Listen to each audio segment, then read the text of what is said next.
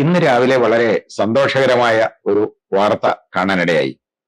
കാരണം Shrimati Uma Thomas MLA അവരെ ആരോഗ്യനിലയിൽ നല്ല പുരോഗതി ഉള്ളതായിട്ട് മനസ്സിലായി. അത് കാണുന്നു.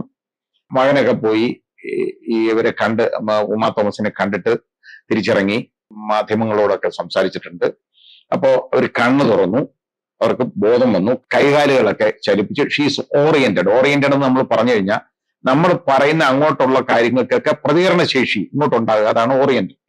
അപ്പോൾ കൈ അനക്കാൻ പറഞ്ഞു, കൈ അനക്കുന്നു, കാലനക്കാൻ പറഞ്ഞപ്പോൾ കാലനക്കുന്നു. അപ്പോൾ ബ്രെയിനിനൊന്നും ഡാമേജ് ഒന്നും ഇല്ല. ഏതായാലും വളരെ സന്തോഷമുണ്ട്. ആ സഹോദരിയുടെ ഈ ആരോഗ്യത്തിലെ പുരോഗതിയിൽ വളരെ സന്തോഷമുണ്ട്.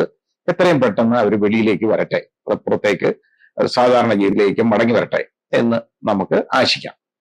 പക്ഷെ ഇതോടൊപ്പം നമ്മൾ കണക്കാക്കേണ്ട ഒരു കാര്യം മാധ്യമങ്ങളിൽ നിന്ന് മനസ്സിലായത്, ഈ മൃദംഗ വിഷൻ എന്ന് പറയുന്ന ഒരു സംഘടന, ഒരു സ്ഥാപനമാണ് ഈ പരിപാടി നടത്തിയത്. അതായത് 12,000 കുട്ടികളെ കൊണ്ട് ഭരതനാട്യം കളിപ്പിക്കുക. അപ്പോ ഇത് യഥാർത്ഥത്തിൽ ഞാൻ ഈ എറണാകുളത്തുള്ള ഒരാളാണ്. ഇങ്ങനെ സംഭവം നടക്കാൻ പോകുന്നത് ഞാൻ അറിഞ്ഞില്ല. ഈ ജനങ്ങൾക്കൊന്നും അങ്ങനെ അറിഞ്ഞൂടാ ഇതിനെ സംബന്ധിച്ച് വളരെ. അതിന്റെ കാരണം എന്തെന്നറിയോ? ഇവര് ഒരു തട്ടിക്കൂട്ട് സ്ഥാപനമാണ്. അതായത് വയനാട്ടിൽ മേപ്പാടിയിൽ ഉള്ള ഒരു സ്ഥാപനം. ഒരു ചെറിയ മുറിക്കകത്ത്, ഒറ്റ മുറിക്കകത്ത് 2 കസേരയും ഒരു മേശയുണ്ട്. അതാണ് അവിടെ അവരുടെ സമ്പാദ്യം. അതൊരാൾ വാടകയ്ക്ക് എടുത്തതാണ്. ഇടയ്ക്ക് അയാൾ വല്ലപ്പോഴും വന്ന് തുറക്കും, ആരെങ്കിലുമൊക്കെ വല്ലപ്പോഴും വന്ന് ഇതൊന്ന് തുറക്കാറുണ്ട്. ഇതേ ഉള്ളൂ. ഇതാണ് സ്ഥാപനം. അതിനൊരു ബോർഡ് വെളിയിലുണ്ട്, മൃദംഗ വിഷൻ എന്ന് പറഞ്ഞ ബോർഡ്. ഇവരിതെങ്ങനെ സംഘടിപ്പിച്ചു എന്നുള്ളത് വലിയ മിടുക്കന്മാരാണ്.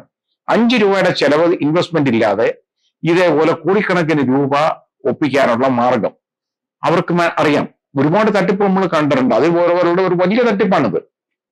അത് ഇവര് ഈ നൃത്താധ്യാപകർ വഴിയും നൃത്ത പഠിപ്പിക്കുന്ന സ്കൂളുകൾ വഴിയൊക്കെ അവർ വഴിയാണ് ഇതിന് പരസ്യം കൊടുത്തത്. പരസ്യം എന്ന് പറഞ്ഞു കഴിഞ്ഞാൽ അവർ പറയാം, അവിടെ ഇത് തമിഴ്നാട്ടിലെ 10,000 പേരുടെ ആണ് ഭരതനാട്യം നടന്നത്.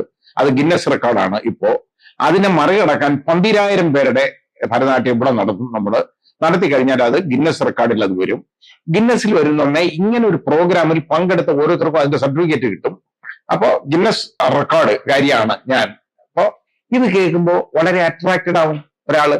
അപ്പൊ അതിൽ പാർട്ടിസിപ്പേറ്റ് ചെയ്യാൻ ആദ്യം ഒന്നും പറഞ്ഞില്ലെങ്കിൽ പോലും ഇതുപോലെ പാർട്ടിസിപ്പേറ്റ് ചെയ്യാൻ ആളങ്ങോട്ട് വന്നു തുടങ്ങിയ ഉടനെ ഉള്ള പണി എന്ന് പറഞ്ഞു കഴിഞ്ഞാൽ അതിന്റെ രജിസ്ട്രേഷൻ ഫീസ് 2,000 മുതൽ 5,000 രൂപ വരെ അങ്ങോട്ടാക്കി. ഇനി ഇത് മാത്രമല്ല രസം, ഈ 2,000 മുതൽ 5,000 രൂപ വരെ കൊടുത്തു കഴിഞ്ഞ് ഇവരെ പാർട്ടിസിപ്പേറ്റ് ചെയ്യിക്കണം ദൂരെ നിന്ന്. അതായത് ഇപ്പൊ നമ്മൾ കാസർഗോഡ് നിന്ന് തന്നെ ഒരു കുട്ടിയെ കൊണ്ട് മാതാപിതാക്കൾ വന്നെന്നിരിക്കട്ടെ, എത്ര രൂപയുടെ ചെലവുണ്ട് കോഴിക്കോട് കൊച്ചി വരാൻ? എന്നിട്ട് വന്നാൽ ഇവിടെ താമസിക്കാനുള്ള സൗകര്യം ഉണ്ടാക്കണ്ടേ? അതൊന്നും ഇവർ കൊടുക്കത്തില്ല. ഇതൊക്കെ അറേഞ്ച് ചെയ്തോണ്ട് പിന്നെ ഇവരുടെ വേഷം, അതെല്ലാം അതിനുള്ള പണമുണ്ട്. മേക്കപ്പ്, ഇതിനൊക്കെ മുഴുവൻ പണം ചെലവാകണം. എത്ര രൂപ? അതായത് ആവറേജ് നോക്കിയാൽ ഒരു 25,000, 25,000 രൂപ ആവറേജ് നോക്കിയാൽ ഒരു കുട്ടിയെ കൊണ്ടുവരുമ്പോ ഈ മാതാപിതാക്കൾക്കും ആ കുട്ടിക്കും കൂടെ ഉണ്ടാവും 25,000 രൂപയുടെ ചെലവ്. ഇനി ഇതൊന്നുമല്ല രസം ഇതിനകത്ത്. ഈ മക്കളുടെ ഡാൻസ് ഒന്ന് കാണണമെന്ന് ഇരിക്കട്ടെ ഇവർക്ക്. കാണണമെങ്കിൽ അതിന് കയറണമെങ്കിൽ 2 ടിക്കറ്റാണ്. 149 രൂപയുടെ 299 രൂപയും. ഇല്ല, ബാറ്റയുടെ ചെരുപ്പിന്റെ വില പറയുന്ന കാര്യമാണ്. അതായത് 150 എന്ന് പറഞ്ഞാൽ അത് കൂടി പോകും. 149 എന്ന് പറയുമ്പോൾ ശരി. ഇതുപോലെ 299, 300 എന്ന് പറയണ്ട. അപ്പൊ ഈ 2 ടിക്കറ്റുകൾ എടുക്കണം. എന്നിട്ട് ഇങ്ങനെ ടിക്കറ്റ് ഇഷ്ടം പോലെ കിട്ടിയ കാരണം 35,000 പേരോളം ഇത് കാണാൻ വന്നിരുന്നു എന്നുള്ളതാണ്. 35,000 പേര്. ഈ 35,000 പേര് കാണാൻ വന്നപ്പോ എത്ര രൂപയുടെ ടിക്കറ്റ് വിറ്റുണ്ടെന്ന് ആലോചിക്കുക. ലോക്കൽ ബോഡിക്ക് അതിന്റെ ടാക്സ് കൊടുത്തിട്ടില്ല ഇന്ന് വരെ. ഒരു തിയേറ്ററിൽ ആള് കയറിയാൽ ലോക്കൽ ബോഡിക്ക് എത്ര രൂപ കിട്ടും? നേരെ മറിച്ച് ഇവിടെ ഇതേപോലെ നടത്തുന്ന ഈ തട്ടിക്കൂട്ട് സ്ഥാപനം നടത്തിയ ഈ സംഭവത്തിന് 5 പൈസ ടാക്സ് കൊടുത്തിട്ടില്ല. ഇതൊന്നും ആരെയും അറിയിക്കാതെ ഈ ഷാഡോയിൽ നിർത്തിയിട്ട് ഇങ്ങനെ ഒരു പരിപാടി ചെയ്യാൻ പറ്റി. കാരണം ഇത് കാണാൻ വരുന്നതൊക്കെ ഈ ബന്ധുക്കളും മാതാപിതാക്കളുമാണ് ഈ കുട്ടികളുടെ. കാരണം 12,000 കുട്ടികൾ പങ്കെടുക്കുന്നതാണ്. ഈ 12,000 കുട്ടികൾ പങ്കെടുക്കുമ്പോൾ എങ്ങനെയായാലും മാതാപിതാക്കൾ എന്ന് പറയുന്നത് തന്നെ ഒരു 24,000 പേര്, അല്ലെ ഒരു 20,000 പേരെങ്കിലും അത് തന്നെ വരുമല്ലോ. പിന്നെ മറ്റ് ബന്ധുക്കൾ, സഹോദരങ്ങളെ വരെ എല്ലാം കൂടെ. അപ്പോ 35,000 കാണികളെന്ന് പറയുന്നത് ഇതാണ്. ഇവിടെ എറണാകുളത്ത് അന്നത്തെ ദിവസം എങ്ങും, അതും അന്നത്തെ ദിവസവും അതിന്റെ തലേ ദിവസവും ഒരു സ്ഥലത്ത് റൂം കിട്ടാനില്ലായിരുന്നു. ഇതിന് വന്ന ആളുകളൊക്കെ ഇവിടെ എറണാകുളത്ത് താമസിക്കാൻ ഒക്കാതെ ആളുകൾ ആലുവയിലും ഒക്കെയാ പോയി താമസിച്ചിട്ടുള്ളത്. കാരണം അവർക്ക് ഇവിടെ റൂമൊന്നും കിട്ടാനില്ല, അവൈലബിൾ അല്ല. ആ രീതിയിലുള്ള ഒരു സംഭവം നടത്തി സ്റ്റേഡിയം അങ്ങ് ബുക്ക് ചെയ്തു. അപ്പൊ അത് ബുക്ക് ചെയ്താൽ അവർക്ക് വേറെ പണിയൊന്നുമില്ല, അതിന്റെ വാടക കിട്ടിയാൽ മതിയല്ലോ, കൊടുത്തു. ഇത് എന്തിനാണെന്നുള്ളതൊന്നും ആലോചിക്കുന്നില്ല. എന്നിട്ട് ഈ സ്റ്റേജ് കെട്ടിയതിനെ കുറിച്ച് ഇപ്പോ ഇന്ന് യഥാർത്ഥത്തിൽ പത്രത്തിൽ നിന്ന് കാണാനിടയായ സ്റ്റേജ് കെട്ടിയേക്കുന്നത്, അതായത് കസേരയുടെ പുറത്താണ്. അതിനകത്ത് കസേരയില് കമ്പി ഉറപ്പിച്ചിട്ട് അതിന്റെ മുകളിൽ ഇട്ട അടിച്ചാണ് ഈ സ്റ്റേജ് നടത്തിയേക്കുന്നത്. അതായത് 2 വരി കസേര ഇടാനുള്ള മാർഗ്ഗമില്ല അവിടെ, ഒറ്റ വരി കസേര ഇടാനുള്ള വീതിയേ ഉള്ളൂ.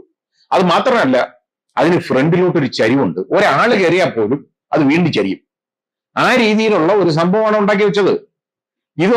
ഇതൊക്കെ ഒരു മന്ത്രി ഉൾപ്പെടെ ആളുകൾ ഇരിക്കുന്ന ഒരു സ്റ്റേജാണ്.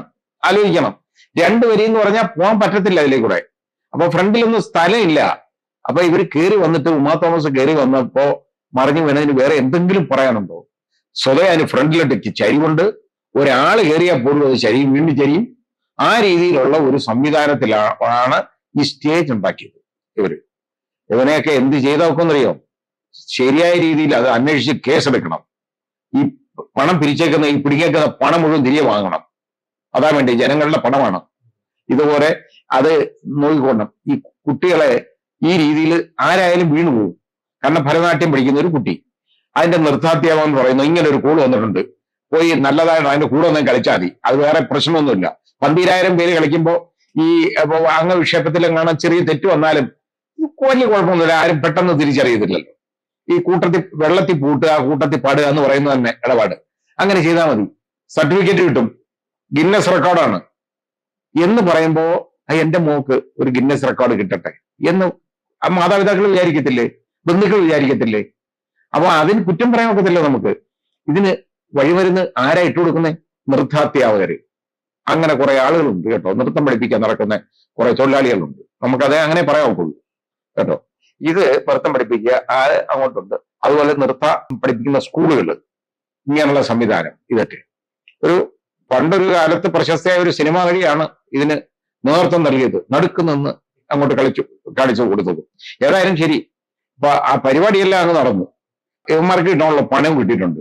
ഇനി കുറച്ചാൾ ഉണ്ടതെന്ന് അവരുടെ ആരോഗ്യം മെച്ചപ്പെടുത്തണം. അതാ വേണ്ടത്. കാരണം ഇവനെയൊക്കെ പിടിച്ച് അകത്തിടണം, അതാ ചെയ്യേണ്ടത്. അപ്പോ അങ്ങനെ നമ്മളിത് മനസ്സിലാക്കണം. ഇങ്ങനെയുള്ള ഏത് കാര്യം ഇങ്ങനെ വന്നാലും നമ്മളൊന്നും ചിന്തിക്കുക. കാരണം ഇത് ഇവിടെ ആരും അറിഞ്ഞിട്ടില്ല. കാരണം എനിക്കിങ്ങനെ ഒരു സംഭവം നടക്കുന്നത് എനിക്കറിഞ്ഞൂടായിരുന്നു. പിന്നെ മനസ്സിലാക്കിയാണ് മാവാന്തം നടക്കാൻ പോകുന്നു. ഈ സംഭവം പുറത്തറിയാൻ കാരണം, ഈ ചതിവ് മനസ്സിലാക്കാൻ കാരണം, ഈ കുറുക്ക് വഴിയിലൂടെ ഒരു പണം ഉണ്ടാക്കാൻ തുടങ്ങിയത് മനസ്സിലാക്കാൻ കാരണം, പുറത്തു വരാൻ കാരണം ശ്രീമതി ഉമാ തോമസിന് ഒരു അപകടം ഉണ്ടായത് കൊണ്ട് തന്നെയാണ്. ഈ ദുരന്തം ഉണ്ടായില്ലെങ്കിൽ ഇത് പുറത്തറിയത്തില്ല. ഇത്രയും പേരെ വീണ്ടും ഇവർ 12,000 പേര്, അടുത്ത വർഷം അവർ ചെയ്യാൻ വന്ന 15,000 പേരെ പങ്കെടുപ്പിച്ചുകൊണ്ട് ഞങ്ങളുടെ അടുത്ത ഗിന്നസ് റെക്കോർഡാണ് എന്ന് പറഞ്ഞ് ചെയ്തേനെ. ഏതായാലും ഇങ്ങനെയുള്ള ആളുകളെ ഇവരുടെ ഈ ചതിക്കുഴിയിൽ നിന്നും വീഴാതെ നോക്കണം. ഇതുപോലെ ശരീരം അനങ്ങാതെ പണം ഉണ്ടാക്കാൻ നടക്കുന്ന ആളുകളുണ്ട്. ഇവർ ചിന്തിക്കുന്നത് അവന്റെ പോക്കറ്റിൽ ഇരിക്കുന്ന പണം എങ്ങനെ എന്റെ പോക്കറ്റ് വരും എന്നുള്ളതിനെ കുറിച്ച് റിസർച്ച് ചെയ്യുന്നവന്മാരാണ്. അങ്ങനെയുള്ളവന്മാരാണ് ഇതൊക്കെ ചെയ്യുന്നത്. അതല്ലാതെ ഇത് ആരെയും ഗുണപ്പെടുത്താനോ നേരെയോ ആക്കാനൊന്നും അല്ല. ഇതൊരു സർക്കാർ സംവിധാനത്തിലായിരുന്നുവെങ്കിൽ നമുക്കത് മനസ്സിലാക്കാമായിരുന്നു. ഇതല്ല. ഇത് അന്ന് ഞാനത് അറിഞ്ഞപ്പോൾ പോലും ഞാൻ വിചാരിച്ചത് ഒരു സർക്കാർ സംവിധാനമാണ് ഇത് ചെയ്യുന്നതാണ്. ഈ മൃദംഗ വിഷൻ എന്ന് പറയുന്ന ഈ ചെറിയ ഒറ്റമുറിക്കകത്ത് 2 കസേരയും 1 മേശയായിട്ട് ഇരിക്കുന്നവരാണ് ഈ പണി ചെയ്തതെന്നുള്ളത് ആരും അറിഞ്ഞിട്ടില്ല, മനസ്സിലാക്കിയിട്ടില്ല. ഇപ്പൊ മാധ്യമങ്ങളിൽ നിന്നാണ് ഇതിനെ മനസ്സിലാക്കുന്നത്. ശരിയായ അന്വേഷണം നടക്കണം. ഇതിന്റെ പുറകിലുള്ള എല്ലാവരും അവരും നിയമത്തിന് മുമ്പിൽ കൊണ്ടുവരണം. അത് മാത്രമല്ല, കാരണം ഇതിലെ ഇത്രയും അലംഭാവം ആ സ്റ്റേജ് കെട്ടാനൊക്കെ കാണിച്ചത്, അതിൽ കാണിച്ചേക്കുന്ന ആ വൃത്തികേട്, അതിനെല്ലാം അവരെ കൊണ്ട് മറുപടി പറയിപ്പിക്കണം. അതാണ് വേണ്ടത്.